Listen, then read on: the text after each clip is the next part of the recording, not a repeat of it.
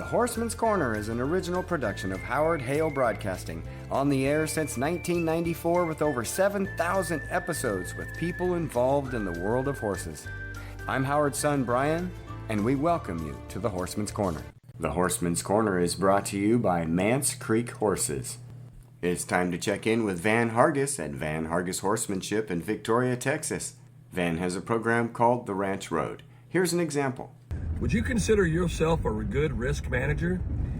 I think about that every time that I work with a horse at any level. I don't care if I'm just tying one up to the hitching rail, or if I'm putting one on the horse walker, if I'm about to step up in the saddle for the first time.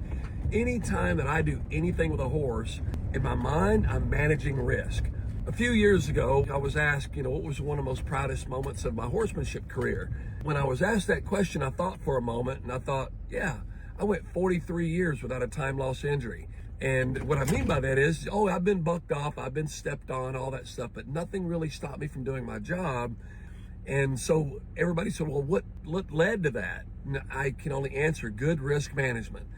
In other words, I always thought about what I was doing. I was very deliberate, very intentional. I'm very aware of the horse being bigger, stronger than faster than me. And I mainly took precaution. And I don't mean I was scared, paranoid, or worried. I just took precaution. In other words, I managed my risk. I thought about what I was doing, made sure it was safe for me, and then made sure it was safe for my horse. And as a result, 43 years without a time loss injury. Ask yourself, are you a good risk manager?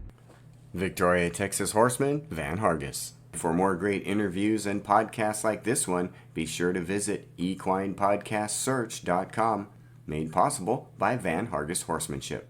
That's it for the Horseman's Corner. Thanks again for listening, and may God bless. I'm Brian Hale.